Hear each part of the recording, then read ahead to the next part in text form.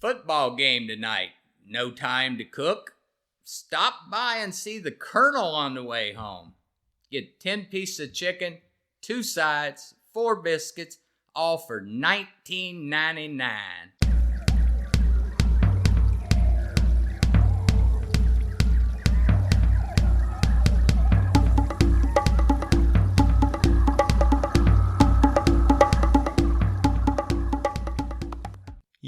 Hello.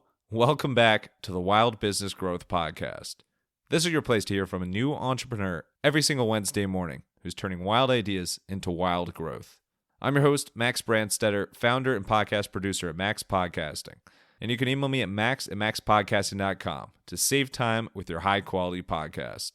This is episode 171, and today's guest is Randy Branstetter. You might recognize that name. He is my Uncle Randy, my dad's brother Randy. He is one of the coolest, most fascinating, fun people you will ever meet, and he has an incredible life story and business story. In fact, he is a KFC franchisee in Coshocton, Ohio, even got some recognition for customer service and beyond. And of course, he just has so many business and life lessons to share that are really, really special. He's had such a share of ups and downs and just has such a bright outlook on life, inspiring to so many.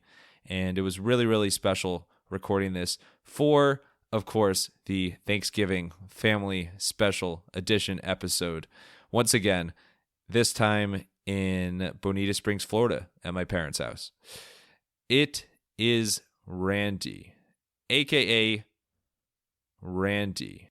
Enjoy the show.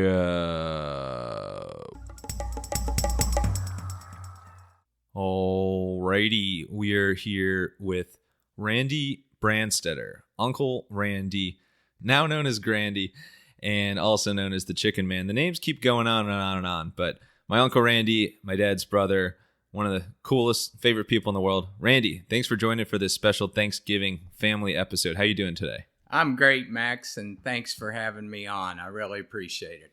Of course. And we can just wrap up there. That's all you need. I don't know why we prepared so much. That was it. No, I'm just kidding. Really excited to dive into your story and learn about you. I think I know a lot about you, but I think I'm going to learn exponential that in today's interview, and so are the listeners. So really excited to dive into the Chicken Man story and beyond. But where I want to start is thanks to a tip from my dad, your brother, Greg. You had a Camaro at age 16. Not too many 16-year-olds have a Camaro. Can you shed any light on that? What that was, the looks you got? That's not correct. No? No, it was a Chevelle. Oh, he's wrong. You had a Chevelle at age 16. Well, it was Fast and Furious. It was a black 66 Chevelle convertible with a white interior. That was my first car, and had a lot of great fun in that car. Used to drag race every Saturday night with a lot of the guys in the neighboring communities, and then spend all week long putting it back together to be able to race again on Saturday night. Very fun car. Would love to have that car today. I always thought you might have been the inspiration for the movies The Fast and the Furious, and now we know for sure. So appreciate that. But I did not know you had drag racing in your history. What's drag racing like? Drag racing was a thrill. You know, back in that era, everybody that had a car always wanted to be the fastest car. So there were different towns. You know, I was raised out in the country. A lot of neighboring communities, you know, you would go, you'd ride around all the restaurants with your girlfriend on the right seat back then. And, you know, you had a stretch of road that you'd go out on and you would drag race. So, you know, it was just kind of a thing, you know, that we did back then. And how long, like, drag racing, I have no concept if that's like 100-foot thing or like you're doing that for miles. Excuse me, I'm sorry, I cut you off. You know what? One more, you're out of here. No. Yeah. Actually, we had different roads in different counties, different towns. We'd have them marked off for quarter miles. And on the county line road in the New Washington area, it would be nothing to go out there on a Saturday night, be 50 cars there. Oh my God. How would you characterize what your upbringing was like, in addition to, being an all-star Pro Bowl MLB all-star drag racer? Upbringing was adventurous. I had the best of all worlds. Had the best stepmother God ever put on this earth. At a very young age, when my parents separated, Dad got drafted shortly after that. And he was in El Paso, Texas. So my mother left me with her parents. So my grandparents kind of raised me for a few years. Well, all the years. But I got very lucky when Dad and Barbie came home from the service. They lived about 20 miles away from where I was at in the country.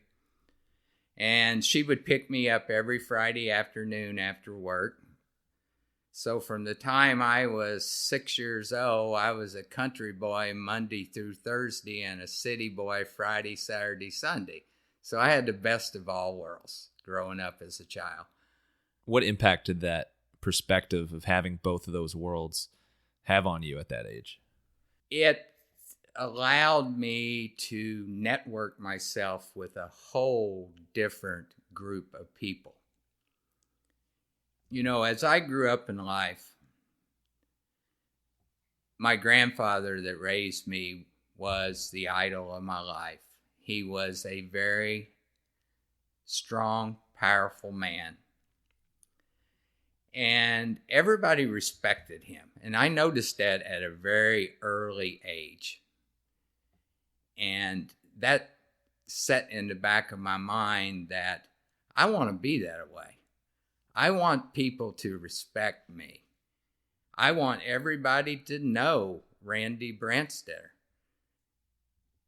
And I just kind of patterned my life, my whole childhood.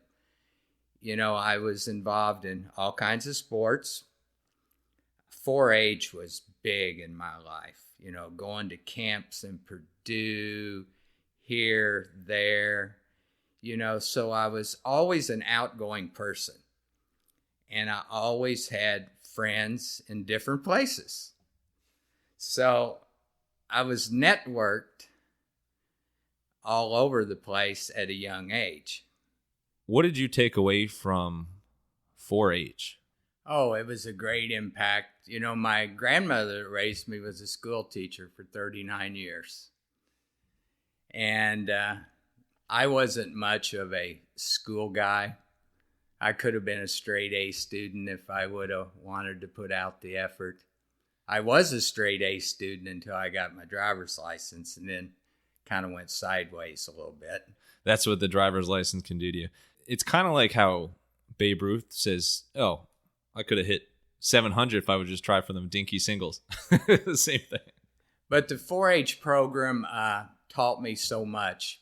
Being able to go to these different camps, forester camp, wildlife camp, 4-H camp, soil conservation. I mean, you're away in sporting camps, basketball camps, and, you're away, you're meeting different people from different parts of the state, and you just learn from everybody you meet, My motto that I can remember all my life as a child growing up is, I make friends. I don't make enemies. Is there an approach to just interacting with people that you think has helped you make so many friends, not enemies or frenemies? Well, I think you see that in your dad every Saturday night when we all go out to the sports bar. There's a trait your dad and I have. And my late daughter had that trait. Is you've never met a stranger. I have always been able and pride myself on that because no matter who you meet in life, you can learn something from them, whether it's something for business, whether it's personal life. And I always found that adventurous to learn from other people. And shout out your daughter, my cousin Elena, who, to your point, and just like my dad and you, no one's a stranger.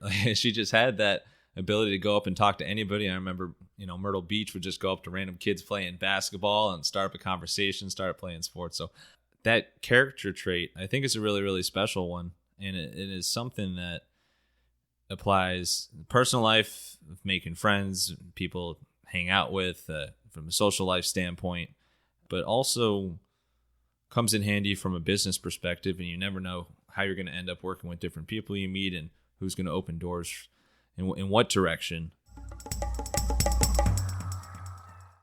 I'd love to get to the story of the Chicken Man, which sounds like a children's tale. I think you need to start a book. Randy's or Grandy's children's books and fables and story tells there. But you, for many years in Coshocton, Ohio, were known as the Chicken Man. I'm sure you probably still are. You had your business, Branstetter Enterprises Incorporated, which may be biased, but fantastic name, by the way. And you're also a KFC franchisee. And there's some really cool things with that KFC franchise that I want to dive into. But to kick things off there, or to cluck things off there, sorry for the pun, chicken puns, how did you get into the chicken world or the chicken mafia in the first place? Chicken mafia, I like that. Well, I graduated in 1972, and at that point in time, you could go across the Ohio River over in Louisville, Kentucky, and you could go to work for Ford's, International Harvester, GE. If you didn't go in the military, you could get a job anywhere. So I chose International Harvester because that's where my dad and your grandfather worked. Mm-hmm. Same person. And for those keeping track at home. Spent 10 years with that company. And times were tough for them, and they ended up closing all of their facilities. So I was unemployed for about a year, couldn't find a job. And I had a good friend that had an older brother in Ohio that was in the KFC business through his uncle. So I went to this guy, sat down with him one day, and I owe everything in my life on the business side to Larry and Esther Wheeler. They give me an opportunity that people dream for. I said, I want to get in the chicken business. I can't find a job. And he said, perfect timing. I'm getting ready to buy 7 stores, and I will sell you the market farthest away from the corporate office here. And the other great part about the conversation with Larry that day, Larry and I went to the same high school together, but he was 5 years older than me. I never will forget this. I will take this to my grave. He said, it's a great business, Randy. You go in, you work through lunch, you go play a round of golf, and you come back and you work through supper. So that was my philosophy in the old days for the KFC business. I've heard you talk about Larry Wheeler so much, and I don't think I even knew that he kind of opened that door in the first place. So what did that look like when you actually got started? So you get the location farthest away from corporate, which is probably maybe a little less stressful, but what do those early days look like? Well, the early days of KFC was I bought the Coshocton market and became a franchisee on October 1 of 1983, knowing that in 1989 I had to relocate that restaurant in that town. When you have a contract with franchise agreement with KFC, every 10 years you have to renovate or relocate your restaurant depending on what happens to the trade area. So when I decided to get into KFC business and not knowing a soul in this town, moving from southern Indiana in a U-Haul truck to Coshocton, Ohio, finding a place to live, and going into business in this town. And back then, times were different than now. I got in the business for a lot less money than it costs now. But virtually, I just bought the franchise from Larry and Esther and some equipment. The building and land the store was on then, was rental.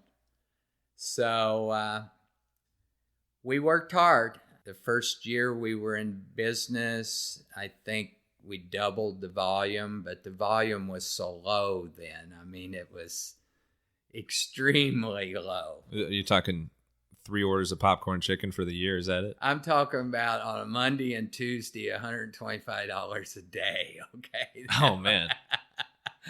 That was what it was. But I knew all of this going in. But the thing that I had in the back of my head of how I was going to build this trade area was I needed to let the community know there was a new sheriff in town. The chicken sheriff. The chicken capo. So I blew out some advertising, got to know everybody in town. Everybody got to know me. I was involved with golf. I had a softball team back then that won the state. They were all old. They come out of retirement and won the senior state. I mean, I put KFC all over that town, whether it be billboards, whether it be with my reader board out front, just stuff on it that people would see and chuckle about. So they knew there was a new owner in town. And we just built off of that. And at that point in time, KFC, everything was around QSC. If you serve a quality product and you give good service in a clean environment, people are going to come back. So with the tools KFC give me to work with and my basic common sense, we built that volume as much as we could in that old location. And in February of 1989, we opened a new restaurant in a new location in that town. What were some of your favorite ways that you let people know there was a new chicken sheriff in town? Well, first of all, there are some of the marketing back then that you could do. They're still out there. They still do a great job. Valpak, done a lot of couponing by, KFC. We could buy coupons and insert them into the local newspaper, those type of things. And then, we had some billboards. We had the Little League teams. We had the bowling teams. Because, back then our contract is different than it is now. We had to spend 3% of gross sales in local advertising back then. Oh, you had to? Like that was under contract. Bare minimum. Mm-hmm. And 2.5% for national, which put all the TV commercials on back then. So, the name was out there. I really dove into the younger generation, the kids, the soccer teams, the baseball teams, the sign at the ballpark, all the little things that, let people know that KFC was a part of the community. Does that mean like sponsoring their jerseys or having signs up or what? Yes, all of that. All of that. And I'd done some TV, local TV, but that was pretty costly, to put KFC commercials on local TV. And I was sitting around one night watching TV and a Wendy's commercial comes on. And I see Dave Thomas doing his commercials. And that just triggered something in the back of my mind that said, Randy, let's put us on the radio. So from then going forward in that market, as long as I had the market, I done my own radio commercials. Radio Randy. So all this KFC talk and your nugget, wow, that was a heck of a word. Your nugget of inspiration was from Mr. Wendy's. Please tell me you remember some of those scripts or an example of a radio commercial. That's funny because some of my old customers scattered around the country still remember them. Let's see if I can dig one out back here and bring it to you, okay? Football game tonight. No time to cook? Stop by and see the Colonel on the way home. Get 10 pieces of chicken, 2 sides, 4 biscuits, all for $19.99. Fantastic. That I'm ready to buy out an entire store of the inventory of KFC after that. I think ready to watch some high school football as well. But that's amazing. You act like maybe you wouldn't remember it word for word, but that you blew the windows out. That was awesome. So you had radio commercial. I mean, naturally you got your radio voice, podcast voice. This is probably all second nature to you by now. You let everybody know that you're the sheriff in town, got the word out about the store. But you mentioned that pretty early on, you had to move to a new location. And that's something that any brick and mortar business, if they're dealing with a change in location, it's a huge consideration. Obviously, super duper expensive and complicated. I'm sure you still probably have headaches from it. How did you start to untangle that web of moving into a new location? Well, I knew going in, like I said earlier, that I had to relocate because under your agreement, when your agreement comes up for renewal, corporate will not renew your agreement if you don't abide by their decision. I had to accumulate as much as I could the first 5 years. I had to purchase real estate, build a building, and equip it. And back in that era, that was about a $700,000 investment. In today's world, that would be, depending on price of land, somewhere around $2 million investment. I was going to say it's definitely not less than 700,000. Not that 700,000 is anything to scoff at. And we opened the store in February 1989. And if anybody is listening that is my age or older, knows that 1989 and 90 and 91 were very, very tough years in the business world. So it was very tough then. I had to go in and reorganize with my lending institutions and, by the grace of God, survived.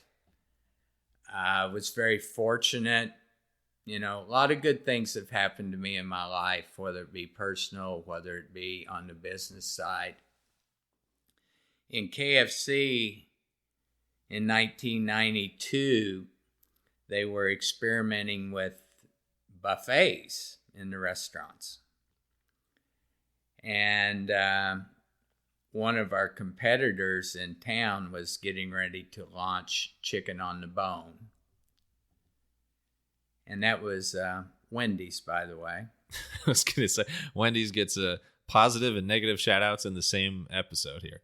Well, KFC took Wendy's very lightly when they launched 8-piece chicken on the bone, as it's called, in the Southeast that year. So I had information of how that had impacted sales. So when we put the buffet in 1992, that was the lifesaver to the Coshocton KFC market. We never knew Wendy's put chicken in. But from 1992 until the year we sold the corporation, which I think was 2013, we had growth every year. So you're achieving growth every year, which is very tough to do, especially, I mean, you said you started out in that town, which now, like when I think of you and I think of all the times in Coshocton, like there's probably grandchildren and great grandchildren of the people you knew in Coshocton who tell the stories of the legend of the Chicken Man there. But you were doing barely any volume per day at the start. I mean, like any new business or any new location, anything like that. And then you've achieved that growth year over year. In addition to that focus on the branding, getting the word out, all the clever branding and spectacular radio commercials that you did. In addition to that, and the impact of the buffet, the new introduction of that, what else can you point to as a driver to that year over year growth that you saw? My employees, from day one. In the early days, I worked in that store from the time it opened to the time it closed. And as I got older, got married, had a family, you just can't do those things. And I always had a philosophy that I had, listened to from some of my peers that, you surround yourself with good people and it'd make your job a lot easier. So I had good employees. I had 2 very good managers over my career. I groomed both of those, which are very successful today. One is actually the mayor of the town now, and the other one is still running the restaurant for the franchisee that I sold the market to. My standards personally were always higher than KFC's. And I learned that from my grandmother, the old school teacher, that Randy, put your bar up there and get close to it. You'll be fine. So my standards were always a little higher than KFC, and my management team bought into those standards. We wanted to, as a team and as a family. KFC is a family. We wanted to always be the number 1 restaurant in the system. It becomes a competition thing with managers because there's a lot of criteria that goes with that. I mean, you have unannounced inspections, you have mystery shoppers, that go through the drive-thru and call in and give a report. Corporation walks in the back door, unannounced. And, there was a lot of high standards with KFC. That's why they're still successful and still out there today. And I was successful as an operator because of my people. I give them the tools and the resources to handle the worst possible case scenario on a daily basis. Because if they could handle the situation, it would be a lot easier on me. My phone wouldn't be ringing off the hook 24/7. Right. You can play golf some more. Yeah, you got it. Can play golf some more.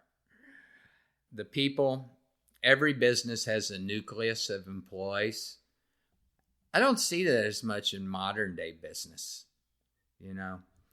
I had a steady stream of employees in Coshocton, Ohio.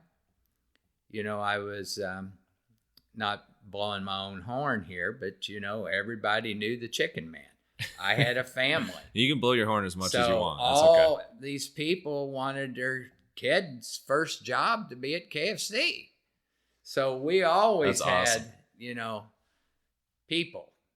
Now you don't have people. Yeah, it's the emphasis on people that goes such a long way. And I think it's cool as you're characterizing your transition from the start to building that year over year, you can tell how, obviously you're detail oriented. You had the focus of detail. I know you're very big numbers analytics guy as well, but you're very hands-on and kind of in the weeds at the start, and then over time was still detail oriented, but able to delegate and give those responsibilities to other people. And that sounds like it's when the business really, really took off and kept growing. Well, you got to think back, Max, when I was in business early, we had no computers. Which is absolutely crazy. By the way, this is the, just to toot my own horn, this is the first ever interview for the podcast that's taking place without computers. So we've come full circle the other way. And the people that I was involved with KFC, you know, I was surrounded by other great franchisees. And, you know, I'd go to meetings and be around these, you know, when I got into business, some of these companies were grooming their grandsons, third generation. A lot of these guys that I'm going to say I ran with, you know, they were in the KFC business in the 50s when it started. KFC started in 1950. So, you know, you learned a lot from these people. And yes, it's all a numbers game. You know, from day one, Mr. Wheeler's, you know, he said to me, you know, you ran a 32% product cost and an 18% labor, you can make some money. So that stuck in the back of my mind. And as a group of franchisees back then, which KFC gave us, we ran what was called a doc sheet back then. And that's where we done all of this. We done weekly inventory, product in, product out, sales. You know, control your controllables. You know, your fixed costs are your fixed costs. You know, what's your payment, your insurance payment, all of this. And once you get that all divvied up at the end of the day, if there's a little bit left over, you've had a good day. Then computers come along. And we convert all of this to Excel spreadsheets. Okay? You know, at the end, in a way, I was what you call an absentee owner. You know, I wasn't in the store every day. I would meet with my managers in the morning and be gone the rest of the day. But I was still hands-on because we would go under the numbers. The numbers told you everything, okay? If this number was out of line, you had an issue in that area. And like I said earlier, my people, it was all about my employees and my people, because my managers, they could control that also. And we just, you know, we were a great team together. I remember vividly, this must have been around the time that when you were selling the franchise, we would come down to visit you in Florida, and you were going deep into a spreadsheet there. You were still, even though you were in Florida, I don't remember if you were full-time here or back and forth, but you were very hands-on, looking at a spreadsheet full of numbers, looking at sales numbers and the like from that. And I was much younger, well, maybe not much younger. I was younger, didn't know much about anything of what those numbers meant or what you were even looking at. But I knew that clearly you're someone who cared a lot about the business and cared a lot about the numbers and the financial sense of things. Well, back then it was an old analog system, and you know, the manager would enter everything in when they closed the store at night. And this is kind of a repeat, but you know, if you can control your labor and your product cost, you have control of your restaurant. And I would always look at the numbers. You know, there wasn't too much through the week to really crash. It was always the week ending. You know, if, let's just say an example, shortening.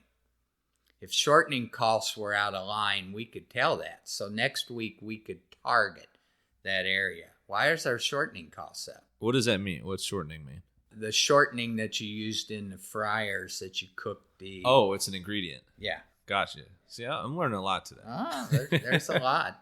I'm surprised you haven't asked me about the lemon herbs and spices yet. We may get into that. I'm prepared to be sued. I'm not prepared to be that sued. But on the weekend, you know, you could analyze the, as we called it, the doc sheet, Excel spreadsheet. It told you all the information, and then you would just go back and target those areas and fix those problems, and you'd be successful. My managers, they had a salary, and they were always on a bonus program, and the bonus programs were tied to product costs, labor costs, mystery shop reports, KFC reports. So they, to achieve their bonus, they had to meet this criteria. And, it was successful. And on that note of success, customer service is something you've kind of hinted at, but clearly that quality of that customer service is something you take a lot of pride in and something that really helped the business thrive. My parents, my family literally went to, I believe it was in New Orleans one year that you got a customer service award. One of the best franchises from a customer service perspective. How was that experience getting that award, and where does customer service fit in kind of your priority as a business owner? From day one, customer service. The program changed over time. It was in the early days called the QSC Award, Quality, Service, Cleanliness. In the modern day, when your parents went to convention with Sherry and I, the award then was called the Best of the Best. That sounds like a Randy award. And the Best of the Best was broken down into the number of how many stores you had. So single store operators like ourselves, the corporation would take the best of the best, our multi-store operator, take your manager to Orlando for 3 days and wine and dine them, and they were the best of the best. And actually, my Christy, the current manager still at the store, she achieved that award 2 years, I'm for sure of, maybe 3. I'm not for sure about the third year. We'll give her 2.5. Yeah. But back to what I said earlier, it was all about my people. They got that award. So speaking of the best of the best, let's get to the best of the best ways that you, as a person, and kind of even outside of work when you're not on the clock, maybe it could be between lunch and supper back in the day, but ways that you stay inspired, ways that you stay creative, productive, kind of think about running your business. And you mentioned golf before. I would bring up more golf, but that would cause this episode to be 17 hours long. So we can't do quite that much. But a little birdie told me that you had the nickname Scratch back in the day from being so good at pool, aka billiards. Where'd you learn to be so good and get a nickname like that? Oh, Lord. You can walk out anytime now. Actually, in the high school days, everybody wore monogram jackets, and I had one that said Scratch on it. A navy blue one with gold lettering. At a very young age, very young, we didn't have kindergarten when I was a small guy, so my grandfather drove the school bus then, and we were tobacco farmers, and you didn't have a lot to do from January to March in tobacco. So I went to kindergarten in the pool hall. Could barely see the top of the table. The guy who owned the pool hall would let me roll the balls around, and I'd drink Big Red Pop and eat cheese popcorn and hang out with the old men that chewed tobacco all day. And for the record, I have to interject because you are drinking Big Red Pop right now. So this is the most authentic interview I've ever heard. Well, that's thanks to your dad bringing it to Florida for me. There you go. All in the family. So I grew up shooting pool. Where I was raised in the country, it was just a crossroads, and there was 2 country stores on each corner. And one guy decided to put this pool table in the back of the pool hall. So I was pretty good at a young age. And I would go down to the pool hall and shoot pool against my grandfather and some of the other guys in the community. And my grandfather would take, we didn't play for, it might have been a dime or a quarter a game, something back then. My grandfather would always win. And when we were walking home at night, he'd always give my money back to me. And he'd say, son, you got to get a little bit better. Well, speeding this story up and not blowing my own horn here again, but hey, you can do it. This is what we're here for. I got to be pretty good at shooting the game of the pool. And, I was always competitive. Grew up playing baseball, all of this stuff. And even clear back to the first grade, my eye was always been on the prize at the end, okay? Whether it was selling garden seeds in the first grade to win the $1, to selling the most booster tickets in Little League to be able to win the glove each year, or being the best in 4-H to get the blue ribbon, I was always trying to achieve. So pool was an avenue of actually where I got to start gambling a little, okay? And, whether it's sports or business, you have to be better than your competitor or you're not going to win. So all of that stuff taught me. And, as I grew up, I was pretty good at shooting pool.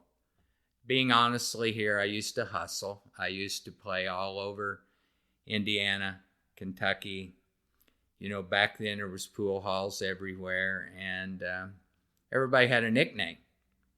I'd go over to Louisville and play one of the best players in Louisville, Kentucky, and he had a patch on his eye. He was Patch Eye. He'd beat me one weekend, and I'd beat him the next. It was just that kind of thing. I wonder how he got his nickname. No idea.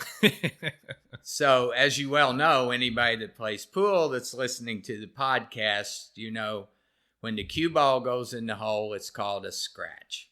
So, for some reason, I can't tell you who gave me that name, but I became Scratch.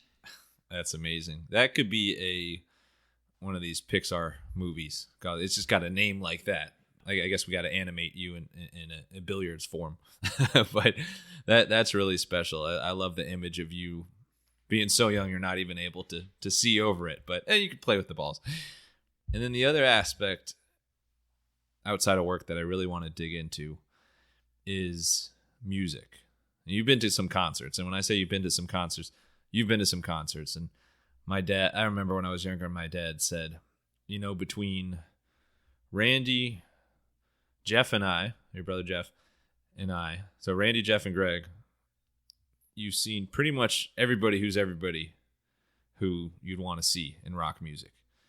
And been to some legendary concerts. What's a concert that comes to mind as maybe the most memorable concert you ever attended? They were all memorable. Tie times 300. We were very fortunate in that era, living in the Louisville, Kentucky area and, growing up in the 60s. My first concert was Steppenwolf at Freedom Hall in Louisville, Kentucky. You were on a magic carpet ride. Your first concert. That's actually my ringtone on my phone today. There we go. Sponsored by Big Red. But we were fortunate enough in the early 70s and late 60s, concerts were big then. But growing up in the Louisville, I got to say it properly. Thank you. You heard it here first. You could be 2-hour drive. You could be at Indianapolis, Cincinnati, Nashville, Tennessee, Knoxville. There was always a concert. And plus, back then, they were $5 to get in. But probably the most memorable was Led Zeppelin. And backtracking here just a second on concerts, I always tell everybody that I've seen everybody but the Beatles, and I've also saw two of them, Paul McCartney and John Lennon. You got that rounds up to the whole Beatles. You got them. But in 1973, Market Square Arena, Indianapolis, Indiana, Led Zeppelin had not been on tour for years. They released an album, which people hear a lot of nowadays on the radio still, Physical Graffiti. Oh, yeah. So we had tickets. Me, my friends, my posse, as I call them. Probably 20 of us all went to that concert. And, we all had tickets, different places. But halfway through the concert, we're all down front by the stage. Everybody always migrated to the floor and to the stage back then. But that one sticks in the back of my mind. That was really, really a great concert. So Zeppelin absolutely rocks. And something rocks when you can remember it. This is a terrible segue. I'm just going to roll with it. Something rocks when you can remember it. Let's get to a fan favorite segment called the Wild Business Shout Out of the Week. The Wild Business Shout Out of the Week. Wild Business Shout of the Week. This is where we talk about something that rocks. No, a creative marketing campaign, an ad, something that got your attention. And there's something recently with you guessed it, KFC commercial that, due to something in the commercial, just made you chuckle a little bit. You mind sharing that experience and why it made you laugh? Yeah, I was sitting in my recliner the other day watching a football game, and KFC had a commercial on TV. It was their new chicken sandwich for $3.99. And I just chuckled because $3.99, that's cheaper than a gallon of gas in most states now. And that kind of got a giggle out of that. It is so crazy. Do you remember what the price of gas was on average, like when you started your franchise location? No, I can't, but I can tell you that I remember getting gas for 17 and 19 cents in the gas wars when I was real young. Yeah, okay. That, as a consumer, that would be very, very nice these days. I can remember 18 months ago a gas being $2. That commercial wouldn't have flown then. Let's get unusual. This is gonna challenge you a little bit to dive into some unusual parts of personality. I mean, pet peeves, quirks, weird talents, and this isn't just you. This is everybody. I mean, I got all sorts of quirks and idiosyncrasies, and but I'm curious on your end. What would you say is your biggest pet peeve? No dishes in the sink. You mean it grinds your gears when there are dishes in the sink? I was a bachelor for 28 years, so I'm a pretty tidy guy. One of my pet peeves is kind of clean as you go. I organize my Diet Pepsi and my Diet Dr. Pepper in a particular place in the refrigerator. I don't want anybody touching them. I don't want anybody doing with them.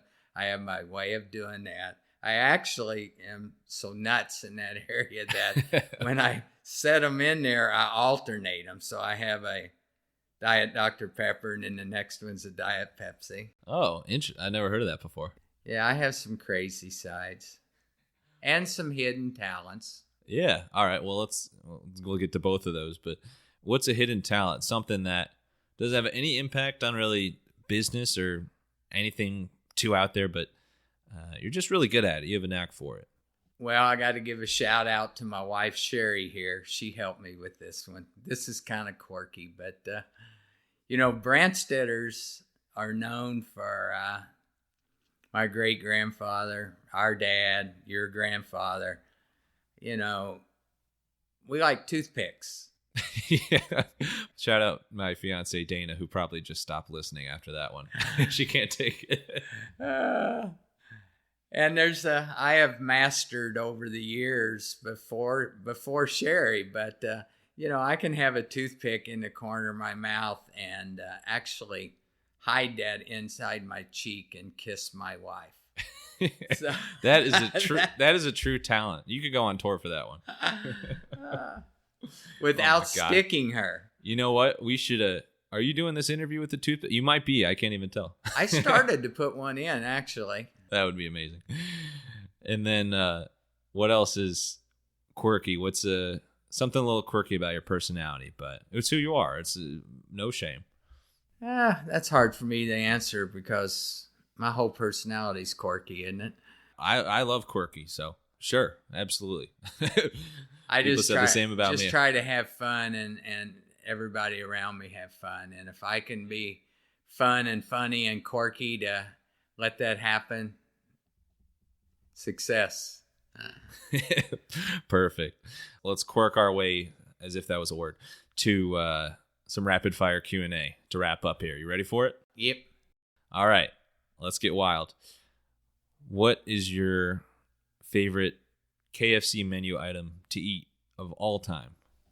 Original recipe breast. And what are those 11 herbs? No, I'm just kidding. Who is your favorite golfer of all time? That's hard. Tiger Woods. Up to you if you want to talk. The next ones kind of have more serious tones. Up to you if you want to or not. But as you mentioned earlier, obviously, loss of Elena 16 years ago. Crazy, and we all still love her and think of her every day. And totally up to you if you want to answer it. But you're so strong, and being through a loss like that, I know it's so tough to do. Is there any advice you can share on anyone who's just ever lost someone close to them, and how to stay positive and optimistic after that? Actually, we lost Elena 15 years ago, Monday, the 13th. It had been 15 years. Seems like yesterday. Elena kind of replaced my grandfather. She became my idol. She was a very talented athlete and got to do a lot of good things with her while she was here on earth with us. As far as soccer, basketball, traveled every place, played a lot of club sports, and we won. That made it much more exciting.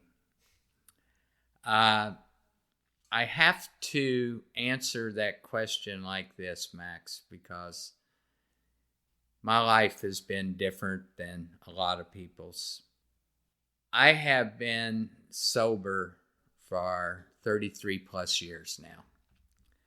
So sobriety changed me into being a very strong individual. That also helped me to deal with the loss of Elena. Some of the same practices. Elena wouldn't want me sitting around moping. Why this? Why that? Why that? She wanted me to be happy, go on with my life. And that's what I've done. And I seem to be okay with it. 100%, 1,000%. And that I'm smiling as you say that, because I can just see her reaction as if you started to talk about it a little too long. She'd be, come on, Dad, stop, just get on with it. But yeah, she was the best. And you're right that there's been some crazy huge events that have happened in your life, and I think when I think of you and kind of your character, it's just always been so inspiring to me, and I know so many in our family and so many beyond, how strong you are and how the outlook you take every single day, and a number of different things. But it's just very inspiring, and so really appreciate you sharing that there. And congrats on 33 years is unbelievable. A long time. Absolutely. Half of my life now. Amazing. Well, there's never a good segue from that, but we'll wrap up with a couple more lighthearted ones. So, very, very important question. What is your go-to order at White Castle? 4 double cheese, a fry, and a large Diet Cola. All right, you were ready for that one. And then last one, shout out this one. She didn't even officially tell me this, but I know she was thinking of it. My fiance Dana wonders, Randy, do you like salad? Yeah, Randy likes salad. All right. Bravo. There we go. Oh my God. Randy, Uncle Randy, Chicken Man, Grandy. We're just going to scratch. You got more nicknames than anybody, but this was really cool, really, really powerful. And I learned a ton about your background, and I think there's so many things that you can apply to different levels of business and life. So really, really appreciate you coming over, and extra cool doing this in person. Always great to see you and catch up, and this is extra special. So just want to say thank you for sharing yourself, sharing your insights and your Randy wisdom on the podcast. This was really, really cool. Thanks for having me, Max. Of course. And then last thing here, final thoughts. It could be a quote, a line, words to live by, another radio commercial, whatever you want. Just send us home here. Just some parting words for us. Take care of your people, and your people will take care of you, whether it's business or family. The Randy Man can. Thank you so much, Randy, Uncle Randy, for sharing your story, revealing yourself as a natural podcaster and radio spokesman. Just absolutely incredible. Amazing catching up with you, talking with you in this format, sharing your story, business, life, everything. And thank you, wild listeners, for tuning in to another episode. If you want to hear more wild stories like this one, make sure to follow the Wild Business Growth Podcast on your favorite podcast app and tell a friend about the podcast. You can also find us on Good Pods, which is seriously awesome and good, of course, but awesome as well. And you can learn more about podcast production at MaxPodcasting.com. Until next time, let your business run wild. Bring on the bongos!